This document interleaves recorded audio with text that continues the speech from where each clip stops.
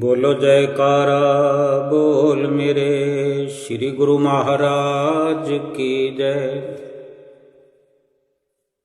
भाव बिना बाजार में वस्तु मिले न मोल, तो भाव बिना हरि कैसे मिले जो है अनमोल। इस संसार में भूलों को माफ करने की क्षमता सिर्फ तीन में है, मां, महात्मा और परमात्मा। परमात्मा यानी हरि जो अनमोल है, जो वस्तु इस दुनिया के बाजार में नहीं मिलती, मूल्य दे करके अगर नहीं खरीद सकते, या है ही नहीं जो वस्तु इस दुनिया के बाजार में वो मोल में मिलने वाली नहीं है। और अनमोल वस्तुएं कभी मोल भाव से बिकने वाले बाजार में नहीं मिला करती।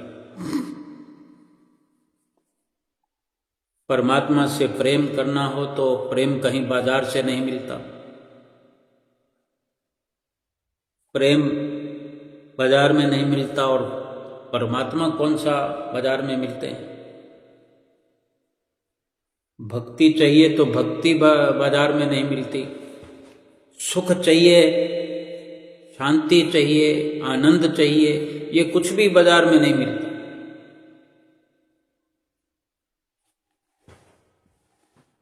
जो भी अनमोल वस्तुएं हैं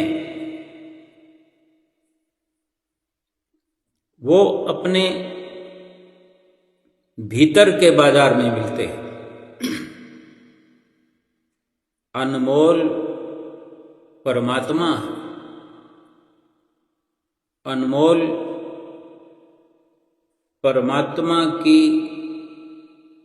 दात है, परमात्मा की भक्ति है, परमात्मा का प्रेम है। और ये सभी की सभी वस्तुएं भगवान ने इंसान के हृदय के अंदर रखी हुई है, सुरक्षित रखी हुई है। लेकिन वो चाहिए, जिसको भी चाहिए उसको अपने भीतर जाना तो पड़ेगा। और भीतर कैसे जाना है ये संत महापुरुष बताएंगे, क्योंकि परमात्मा की सभी कार्रवाई का जो तरीका है वो वक़्त के संत सतगुरु महापुरुष बताया करते हैं। जितनी बाहर की वस्तुएं हैं वो शरीर के काम आने वाली है। भीतर की जो ये अनमोल वस्तुएं हैं वो आत्मा के काम आने वाली है। आत्मा का संबंध परमात्मा से है, शरीर का संबंध संसार से है। एक बार एक किसान परमात्मा से बड़ा नाराज था, बड़ा नाराज हो गया, क्योंकि कभी बाढ़ आ जाने से, कभी सूखा पड़ जाने से, कभी तेज धूप होने से, कभी ओले पड़ जाने से उस किसान की फसल जो है किसी न किसी कारण से खराब हो जाती थी। और ये सब तो लगा रहता है।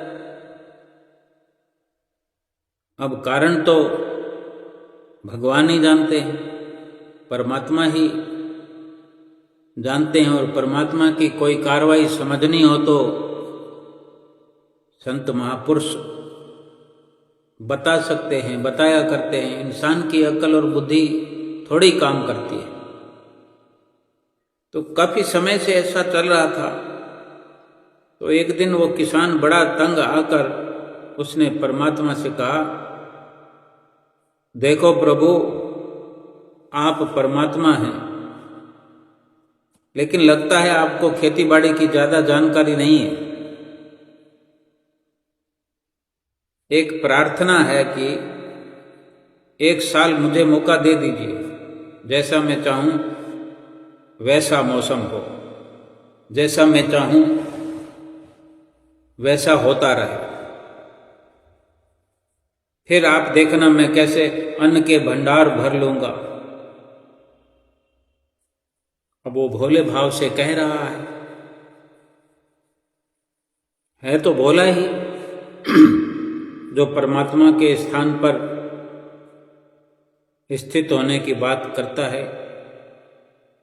कि यानी मैं जैसे कहूं वैसे आप करते जाइए। इधर परमात्मा को परमात्मा भी कह रहा है और मन मर्जी अपनी चला रहा है। तो परमात्मा मुस्कुराते हुए कहने लगे कि ठीक है, जैसा तुम कहोगे मैं वैसा ही करता जाऊंगा, वैसा ही मौसम में बना दूंगा, कोई दखल नहीं आने दूंगा। बताओ क्या करना है। किसान ने कहा है कि ठीक है, अभी मैं पहले गेहूं की फसल बोता हूं, फिर बताता हूं। तो किसान ने गेहूं की फसल जो है बुआई कर दी, बीज बो दिया फसल के लिए। और जब धूप का अवसर चाहिए था तो उसने कह दिया, भगवान धूप आनी चाहिए, तो धूप खिल गई। जब पानी की जरूरत हुई तो पानी की मांग करी तो पानी आ गया। तेज धूप, ओले, आंधी, तूफान, ये तो उसने मांगे ही नहीं, क्योंकि इनसे तो फसलें नष्ट हो रही थी उसकी कई समय से। ये ना तो मांग की और ना ही भगवान ने दी। समय के साथ फसल लहलहाने लगी और जैसे फसल हरी भरी हरियाली नजर आने लगी, वैसे किसान के दिल में भी हरियाली छाई हुई थी, क्योंकि ऐसी फसल किसान ने देखी नहीं। बड़ा खुश था कि मैं चाहता हूं जैसे हो रहा। मन ही मन सोचा कि अब पता चलेगा परमात्मा को कि फसल कैसे तैयार होकर आती है। बेकार ही इतने बरस हम किसानों को परेशान करते रहे भगवान। और फिर फसल काटने का समय भी आ गया। बड़े गर्व से फसल काटने गया, लेकिन जैसे ही फसल काटने लगा एकदम से छाती पर हाथ रखकर बैठ गया। क्या देखता है कि गेहूं की फसल है और गेहूं की एक भी बाली के अंदर गेहूं का दाना नहीं है। बालियां अंदर से खाली पड़ी है, बालियां तो लगी हुई है लेकिन दाने नहीं है बीच में। बड़ा दुखी होकर उसने परमात्मा से कहा, प्रभु ये क्या हुआ, ये क्या किया? तब परमात्मा बोले, ये तो होना ही था।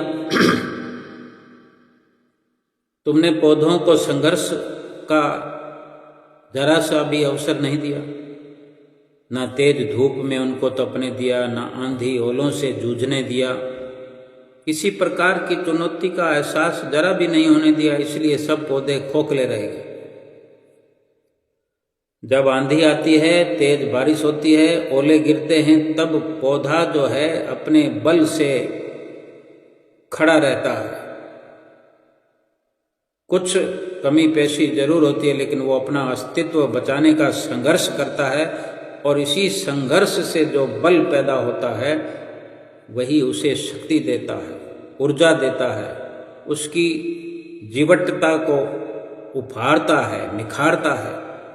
जैसे सोने को भी कुंदन बनने के लिए आग में तपने, हथौड़ी से पिटने, गलने जैसी चुनौतियों से गुजरना पड़ता, तभी उसकी स्वर्णिम आभा चमक दबक उभरती है, निखरती है, उसे अनमोल बनाती है। इसी तरह जिंदगी में भी अगर संघर्ष ना हो, चुनौती ना हो, तो आदमी तो फिर खोखला ही रह जाता है, उसके अंदर कोई गुण नहीं आ पाता। ये चुनौतियां ही हैं जो आदमी रूपी तलवार को धार देती हैं, उसे सशक्त और प्रखर बनाती है। अगर प्रतिभाशाली बनना है तो चुनौतियां तो स्वीकार करनी ही पड़ेगी, वरना हम खोखले रह जाएंगे। अगर जिंदगी में प्रखर बनना है, प्रतिभाशाली बनना है, तो संघर्ष और चुनौतियों का सामना तो करना ही पड़ेगा। हम ये अपने जीवन में भगवान के, परमात्मा के ये वचन साकार करने का अवसर प्राप्त करें, ये चुनौती स्वीकार करें कि हम उस हरि से मिलना चाहते हैं, परमात्मा से मिलना चाहते हैं, परमात्मा को पाना चाहते हैं। जिस बाजार में नाना प्रकार के साजो सामान रखे हुए देखकर हम पसंद करके खरीद लाते हैं, उनमें भी अनेकों चुनौतियां स्वीकार करते हैं। कोई वस्तु महंगी है, कोई सस्ती है, कोई पसंद है, कोई पसंद नहीं है, कोई गारंटी वाली है, कोई थोड़े टाइम में खराब हो जाती है, कोई खराब निकल जाती है। लेकिन इन सब के लिए एक संघर्ष जीवन में हम करते हैं, हर इंसान करता है। इन्हीं चुनौतियों के साथ एक चुनौती भक्ति और परमार्थ की हमें स्वीकार करने की जरूरत है, जो हमें रात दिन श्री गुरु महाराज जी भक्ति की राह पर चलाने की पुरजोर कोशिश करते हैं, कर रहे हैं। समझाते हैं कि ये जो बाजार की वस्तुएं तुम लाते हो, हर वस्तु का कोई ना कोई मोल होता है, भाव होता है, कुछ हिसाब किताब होता है, कितनी मशक्कत करनी पड़ती है। अब जिनके पास भरपूर पैसा होगा तो वो अपने स्तर पर खरीदारी करते हैं। वो कोई सोना खरीदते हैं तो सोना भी नग लगा करके, हीरे लगा करके उसको कीमती से कीमती बना देते हैं। और एक इंसान ऐसा है जो केवल सोना भी नहीं खरीद सकता, उसमें भी वो मिलावट चाहता है कि सस्ता हो जाए। 18 कैरेट का सोना लेगा, 14 कैरेट का लेगा। आजकल तो अनेकों क्वालिटीज आ गई है, यानी ये मोल भाव की बात है।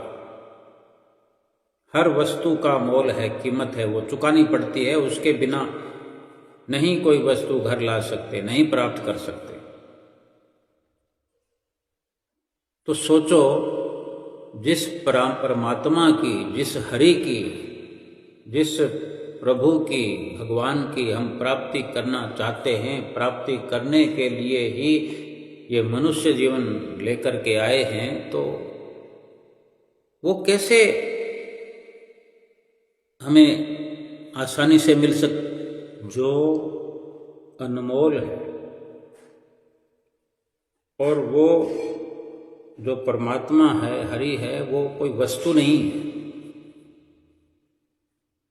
एक अटल सत्य है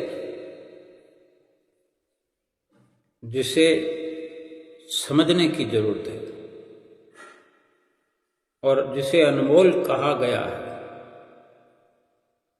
उसकी खरीदारी भी उसकी अदायगी भी अनमोल हुआ करती है, यानी उसकी कोई कीमत नहीं है। सर्वस्व दांव पर लगाना पड़ेगा। हमारा ये जो समय अनमोल है, ये कोई वस्तु तो नहीं है। जितना खरीदारी हमको करनी है उतनी अदायगी, उसकी उतनी कीमत चुकानी पड़ती है। हमने अपने अनमोल समय को जो संसार में लगा रखा है, खर्च करने में लगे हुए, सोचते हैं कि हम कुछ बना रहे हैं, कुछ प्राप्त कर रहे हैं, कुछ इकट्ठा कर रहे हैं, लेकिन ये नहीं सोचते कि क्या उस अनमोल समय से, अनमोल श्वासों से हम खरीद रहे हैं। अनमोल से अनमोल प्राप्त किया जाए तो वास्तव में अक्लमंदी है, और अनमोल वस्तु देकर के, अनमोल वस्तु खर्च करके, श्वास जैसी अनमोल पूंजी को खर्च करके, समय जैसी अनमोल दात को खर्च करके, ये संसार के झूठे पदार्थ, क्षण भंगुर सुख सुविधाएं जो नाशवान शरीर के लिए हम इकट्ठा कर रहे हैं, और सोचते हैं कि हम जीवन की बाजी मार रहे हैं, तो क्या हम भूल नहीं कर रहे? कितनी बड़ी भूल कर रहे हैं। और ऐसी भूल तो 84 लाख योनियों में भी करते आए। जो 84 लाख योनियों में हमने भूल कर दी, वो तो क्षमा हो जाएगी। सतगुरु की शरण में हम जब आए हैं तो भूल क्षमा कर दी उन्होंने, तभी तो हमें उन्होंने अपनाया है, सतगुरु ने अपनी शरणी लगाया है। लेकिन जब अनमोल को हमने प्राप्त करना है, उस परमात्मा को पाना है, तो क्या हम संसार की वस्तुओं की तरह ही पाना चाहते हैं? कोई संघर्ष नहीं करना पड़ेगा? ये जितना संघर्ष है, जितनी इस संसार के अंदर दुखों की अवस्था है, जितनी जद्दोजहद है, ये सारी अनमोल को प्राप्त करने के लिए एक चुनौती मात्र है। अगर संसार के सामानों को प्राप्त करते रहेंगे, जीवन भर उन्हीं के पीछे भागते रहेंगे, तो भी ये अनमोल श्वास और अनमोल समय खत्म हो जाएगा। लेकिन बदले में क्या हमने पाया? जो इतने श्वास खर्च करने पर जितना कुछ कमाया, फिर वो सारा का सारा कुछ खर्च करके भी एक श्वास भी वापस नहीं ला सकता। यानी श्वास इतने अनमोल हैं कि फिर इन्हीं श्वासों के बदले समय इतना अनमोल है कि इन्हीं समय के बदले जो हमने एकत्र किया, वो सब का सब खर्च करके एक पल का, एक सेकंड का समय और एक श्वास भी वापस मोड़ कर नहीं ला सकते। हम चाहे तो यही श्वास उस परमात्मा को जो वास्तव में अनमोल है, अगर उसको प्राप्त करने में, उसको अपना बनाने में ये समय और श्वास खर्च करते हैं या किया होता, तो फिर कभी भी न समय की न श्वासों की कभी कमी होती ही नहीं। क्योंकि हर श्वास हमारा भरा पूरा परमात्मा की प्राप्ति में लगा हुआ महसूस होता है कि सब कुछ पा लिया, सब कुछ पा लिया, कुछ कमी तो रही नहीं, कुछ कमी नहीं रहेगी। उस परमात्मा को पाने की चाह में जब ये श्वास खर्च होते हैं एक एक करके, हर श्वास में परमात्मा की प्राप्ति होती है और परमात्मा को प्राप्त करने में हर श्वास अदायगी की तौर पर खर्च किया जाता है। फिर संसार के किसी भी पदार्थ की जरूरत कहाँ रहती है। भला जिसको संसार बनाने वाला स्वयं मिल जाए, उसको संसार के पीछे भागने की जरूरत कहाँ रहती है? क्यों वो संसार के पीछे भागेगा? अपनी अनमोल निधि, अनमोल पूंजी देखकर उसने अनमोल को पा लिया, जिंदगी का लक्ष्य पूरा हो गया। ना तो कोई कहीं पश्चाताप की गुंजाइश रहेगी, ना कुछ धोखे की कोई गुंजाइश रहेगी, ना ही कोई कमी रहेगी, ना जरूरत रहेगी। तो जन्म सफल हो गया। दुख और परेशानी तभी है इंसान को कि वो अपनी अनमोल पूंजी लुटा करके पूरे का पूरा खाली होकर के बैठ जाता है और कुछ भी हाथ पल्ले उसके नहीं रहता, जिसके कारण पश्चाताप के अलावा कुछ भी नहीं हाथ में रहता। महापुरुष फरमाते हैं, ए मन प्यारेया तू सदा सच संभाले, ए कुटुंब जो तू देखदा चले न तेरे नाले, साथ तेरे नाल चले नहीं, तिस संग क्यों चित लाइए, ऐसा काम मूल न कीजे जित अंत पछताइए। अपने आप को समझाते हुए हम भी पुकार करें अपने मन से, अपने आप से कि ए मन प्यारेया तू सदा सच की संभाल कर। फरमाया है कि एक कुटुंब जे तू देखदा चले न तेरे नाले, कि जिस कुटुंब परिवार पर फिदा हो रहा है, कुर्बान हो रहा है, ये साथ में चलने वाला नहीं है। अगर साथ निभाने वाला परिवार ये नहीं है, कुटुंब ये नहीं है साथ निभाने वाला, जरा सा भी साथ निभाने वाला नहीं है, साथ तेरे चले नहीं तिस संग क्यों चित लाई। जो साथ निभाने वाला नहीं है उस पर क्यों गलतान हो रहा है, क्यों अपना चित्त लगा करके अपनी जीती हुई बाजी को हारा है।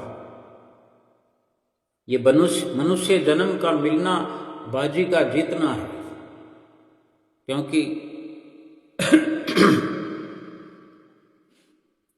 प्लेटफॉर्म पर टिकट लिया हुआ इंसान पहुंचा हुआ खड़ा है और प्लेटफॉर्म पर रेलगाड़ी का इंतजार कर रहा है और रेलगाड़ी आ गई है, तो उसने एक प्रकार से बाजी को जीत लिया है। वो इंतजार की घड़ियां खत्म हुई, अपने गंतव्य, अपने लक्ष्य की ओर, अपने शहर, अपने गांव की ओर जाने का उसे अवसर मिल गया है। अब अगर वो उस गाड़ी पर चढ़े नहीं, सवार ना हो, टिकट भी लिया हुआ है, प्लेटफॉर्म पर पहले से खड़ा हुआ, ट्रेन के आने से पहले इंतजार कर रहा है जिस गाड़ी का, उस गाड़ी के आने पर फिर वो लापरवाही कर दे इधर उधर कुछ ताकने झांकने लग जाए,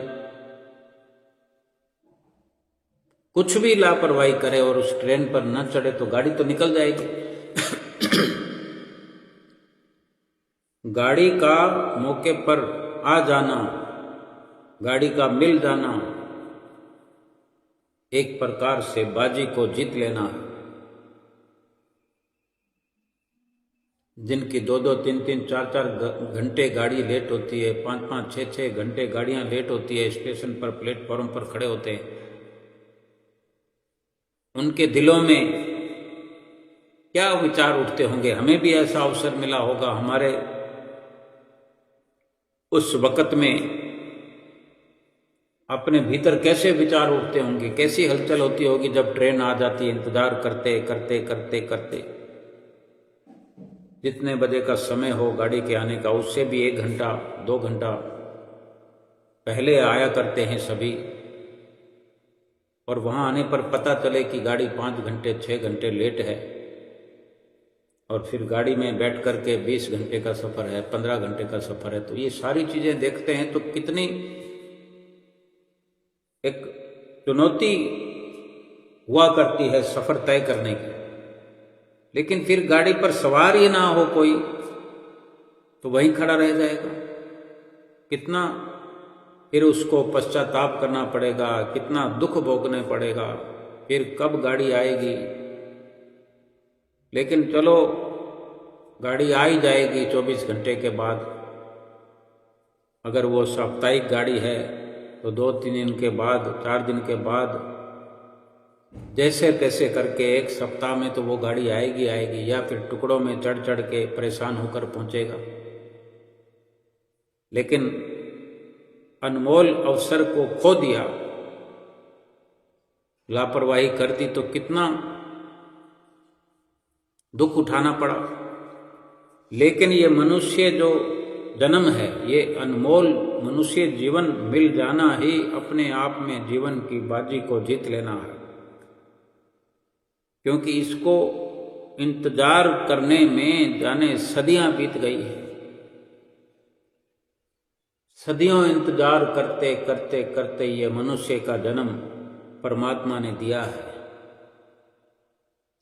अब ये मनुष्य जीवन मिलने पर हम इसका लाभ नहीं उठा रहे। फिर सतगुरु की शरण का मिल जाना, सतगुरु की संगत सोहबत का मिल जाना, नाम की बख्शिश हो जाना, जो कि परमात्मा मिलने के सारे साधन हमें मिल गए।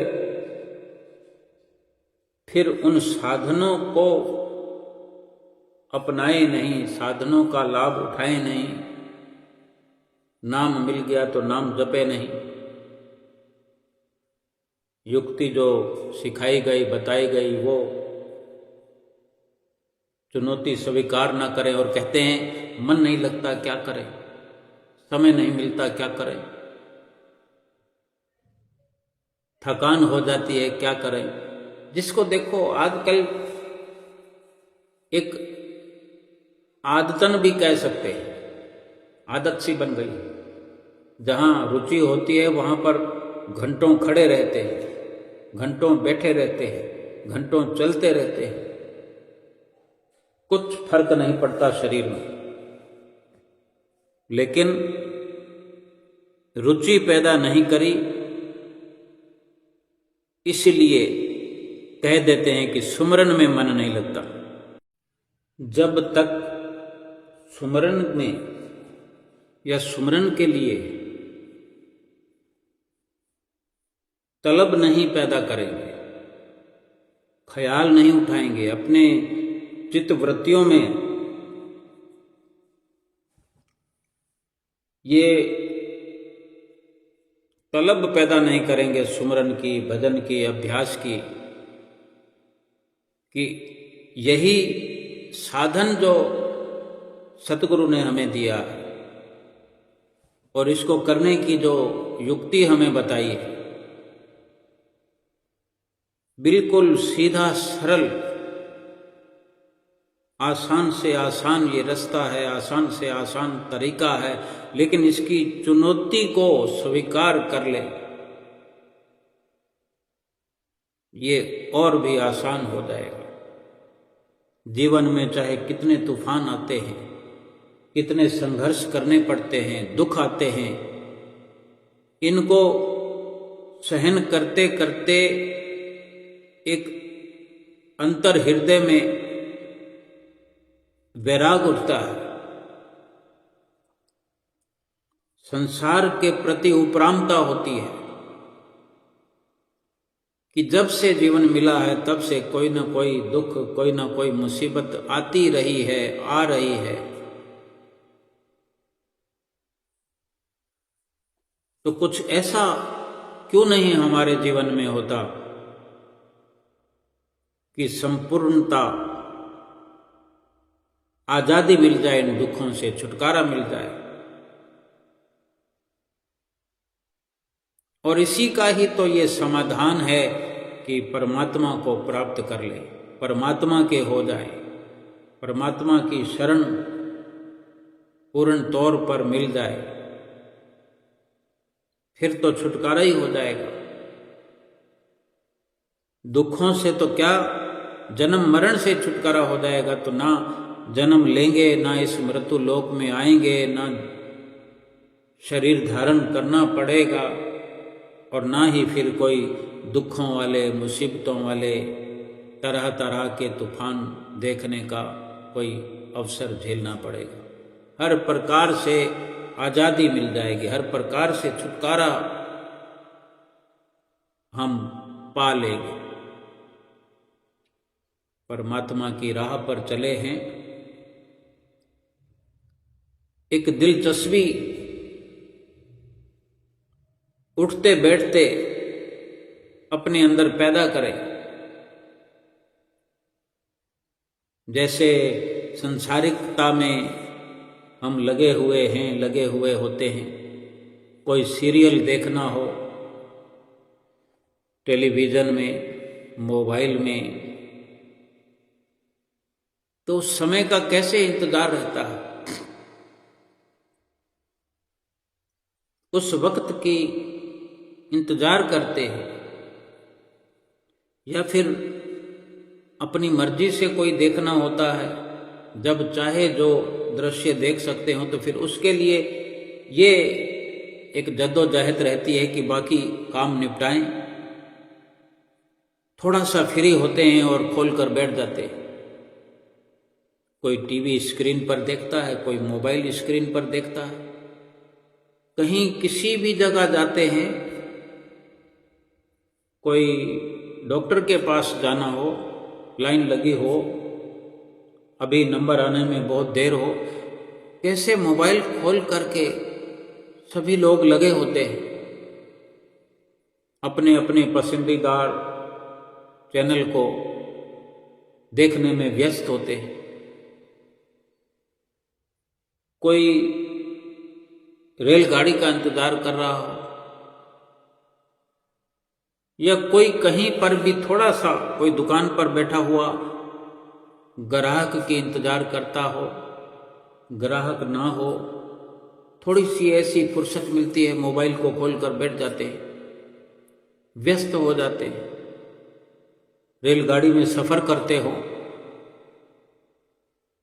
तो कितना एक रोमांच उन दृश्यों के लिए हमारे अंदर भरा रहता है।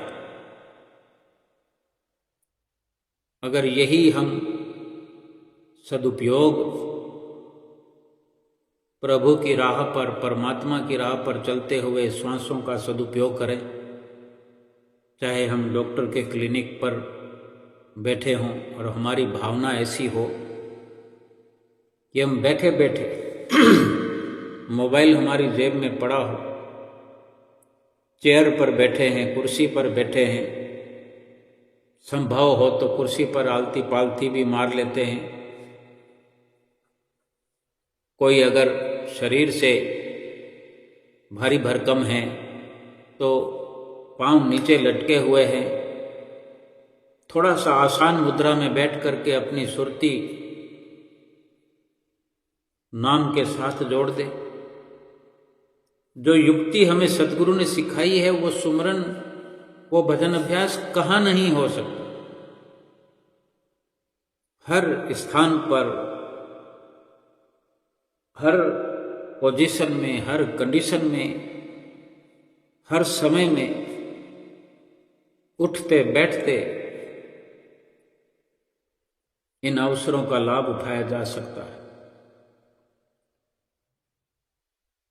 और फिर इसका लाभ जो अकूट है, इसके लाभ को गिना नहीं जा सकता।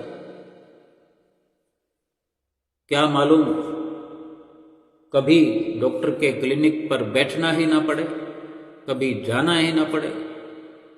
और ट्रेन के अंदर भी अगर कोई फिजूल के सफर करने पड़ते हों,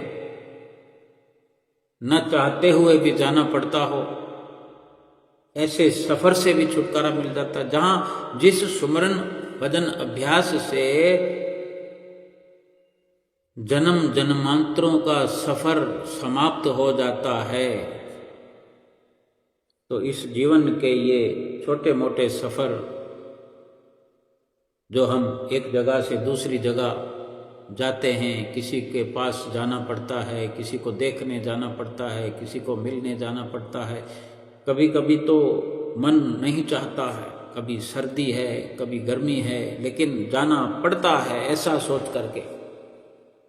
ऐसी लगन हमारी संसार में लगी हुई है, ऐसी भावना संसार से हमारी जुड़ी हुई है कि ये सारे अवसर प्राप्त होते रहते हैं।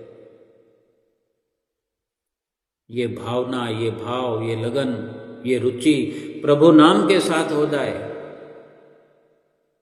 प्रभु प्रेम में ये श्वास, ये समय खर्च होने लगे, तो यकीनन हर छोटे बड़े दुख से एक एक करके छुटकारा होता चला जाएगा। ये जीवन सुख रूप हो जाएगा। बस नाम के साथ, भजन सुमरन अभ्यास के साथ रुचि पैदा करने की जरूरत है कि मुझे सुमरन करना है, मुझे भजन करना है, मुझे अभ्यास करना है। फिर जहां भी समय मिल जाए, दुकान हो, मकान हो, ट्रेन का सफर हो, प्लेटफॉर्म पर बैठने का अवसर मिल जाए, हर लम्हे का, हर अवसर का सुमरन भजन अभ्यास के माध्यम से लाभ उठाना आ जाए, तो ये जीवन सकारात्मक हो जाए। फिर हम परमात्मा से शिकायत नहीं करेंगे कि तूफान की वजह से मेरी फसल खराब हो गई, या मौसम की वजह से मेरी दुकानदारी खराब हो गई, मेरा बिजनेस खराब हो गया, मंदी का दौर चल रहा है, कमाई नहीं हुई, पढ़ाई नहीं हुई, फेल हो गया।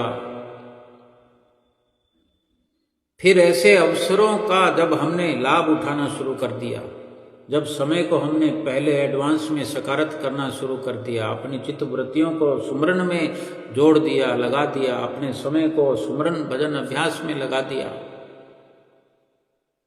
तो वक्त भी निखर करके हमारे सामने आता जाएगा।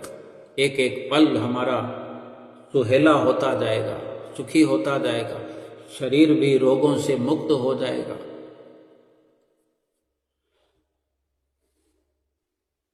वक्त निकलने के बाद तो हर कोई फरियाद करता होगा, प्रभु मुझे बचाओ। लेकिन प्रभु ने तो ये जन्म बचाने के लिए दिया है। इस जन्म की जो बुनियाद है वो भक्ति और परमार्थ के नाम पर खड़ी है। मनुष्य जन्म की जरूरत क्या थी? मनुष्य जन्म पाने की क्या जरूरत पड़ी? कौन सा काम था जो 84 लाख योनियों में नहीं होता था? और क्यों हमने पुकारें की? अभी कोई कह देगा कि हमने तो नहीं भगवान से पुकार की कि मनुष्य का जन्म दो। तो एक बार सोच करके देखो कि कोई मनुष्य बना हुआ है, कोई जानवर बना हुआ है, क्यों ये फर्क है? तो क्या वो 84 लाख योनियों में जीवन जीने वाले, क्या वो बेहतर जीवन जी रहे हैं? गली में हम देखते होंगे, नाली में हम देखते होंगे, कैसे कैसे जीव जंतु नालियों में पड़े हैं, सड़कों पर घूम रहे हैं।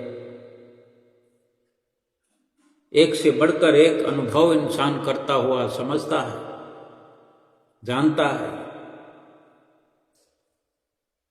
तो फिर ये भी समझ में आना चाहिए कि मनुष्य जीवन की फिर क्या जरूरत थी। उन योनियों में, 84 लाख योनियों में एक प्रभु का भजन है जो नहीं हो सकता था, नहीं हो सकता है।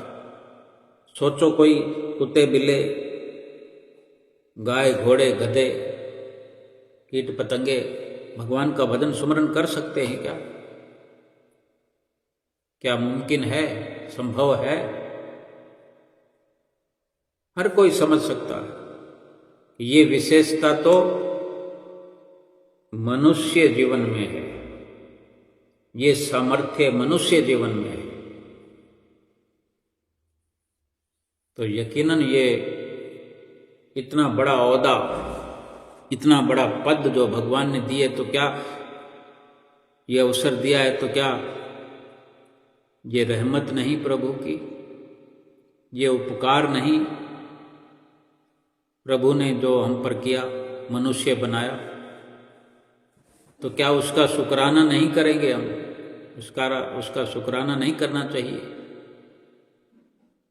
तूफान के आने से पहले पता लग जाता है। हर बात की हमें खबर मिल जाती है। जन्म मरण का छुटकारा पाने के लिए भी हमें खबर सतगुरु रोज का रोज देते हैं, रोज समझाते हैं, जन्म मरण से छुटकारा पालो, यही अवसर है। इस मनुष्य जीवन में ही ये लाभ उठाया जा सकता है। उनको कौन समझाए? गधों घोड़ों को, कुत्ते बिल्लों को, मच्छर मक्खियों को कौन संदेश देगा कि तुम भजन भक्ति कर लो, फिर 84 लाख योनियां नहीं मिलेगी? उन्हें तो मिली हुई है, वो पहले पूरी करनी पड़ेगी। और उन्हें यह अधिकार भी नहीं है कि वो भगवान का भजन कर सकें, 84 लाख योनियों से छुटकारा प्राप्त कर सकें। ना उन्हें अधिकार है और ना उन्हें समझ है और ना इस प्रकार की कोई उनके और परमात्मा के बीच में कोई ऐसी वार्ता न हुई है न होगी। जब तक 84 लाख योनियां पूरी नहीं होंगी और जब तक वो अनेकों बार परमात्मा से पुकार नहीं करेंगे और परमात्मा को जब दया नहीं आ जाए किसी भी जीव पर, तब तक मनुष्य जीवन का मिलना असंभव ही नहीं, नामुमकिन है। कोई विरला अवसर आएगा ऐसा, तब मनुष्य जीवन की बाजी, मनुष्य जीवन की बारी मिल पाएगी। तो सोचो हमारे लिए कितना दुर्लभ ये अवसर है, ये दुर्लभ संयोग है। इस संयोग को वियोग में नहीं बदलने देना है। इस उत्तम संयोग का, सुंदर संयोग का भरपूर लाभ यही है कि इस मनुष्य जीवन में ही वक्त रहते भजन सुमरन किया जाए, लाभ उठाया जाए। श्वासों का जो कि अनमोल है, अनमोल श्वासों के बदले अनमोल परमात्मा की प्राप्ति, अनमोल भक्ति की प्राप्ति करके अपने जीवन को सफल बनाने की जरूरत है। अगर ये हाथ से निकल गया वक्त और हाथ से निकल गए ये श्वास, ये खाली हो गया श्वासों का खजाना, तो एक भी श्वास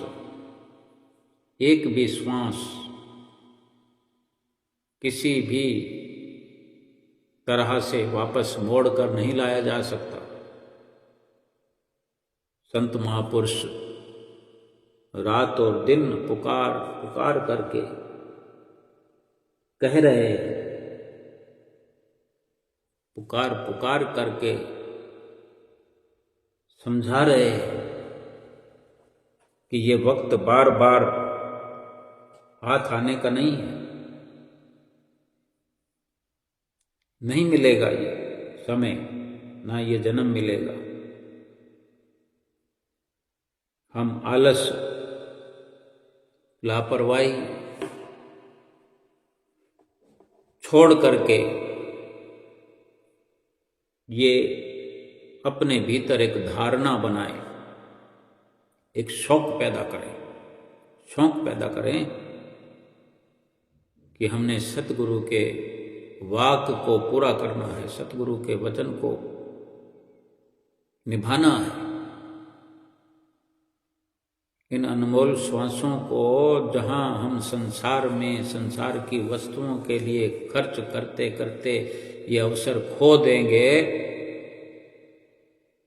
तो इन अनमोल श्वासों को, अनगिनत श्वासों को लुटा देने के बाद जो कुछ भी हमने यहाँ बनाया हो, जो श्वास खर्च करके इकट्ठा किया हो, वो सब मिलाकर भी फिर एक श्वास भी हमारा वापस दोबारा ला नहीं सकते। तो इससे ये सिद्ध हो जाता है कि एक श्वास हमारा कितनी कदर और कीमत का है और एक पल कितना कीमती है जो लौटाया नहीं जा सकता, वापस लाया नहीं जा सकता। आज हमें विचार करने की जरूरत है कि आज तक हमने कितने अथाह श्वासों का जखीरा, श्वासों का खजाना खर्च कर दिया है, बल्कि लुटा दिया है, जिसके बदले में नाशवान पदार्थ जो हमने इकट्ठे किए हैं किसी काम के नहीं है। कोई भी हमारी आत्मा का सुख प्रदान करने वाले नहीं है। महल माड़ियां, गाड़ियां, मोटरें, रिश्ते नाते, क्या आत्मा को हमारी सुख देने वाले हैं? सब के सब क्षण भंगुर सुख दे सकते हैं, जो एक एक बार प्राप्त हम बेशक कर लें थोड़े समय के लिए, थोड़े पलों के लिए, सेकंडों के लिए, लेकिन जो श्वास हमारा अनमोल एक एक श्वास हीरे के समान है, वो तो खर्च हुआ वापस कभी आएगा नहीं। और क्या जाने कौन सा श्वास आखिरी हो जाएगा, ये भी हम नहीं जानते।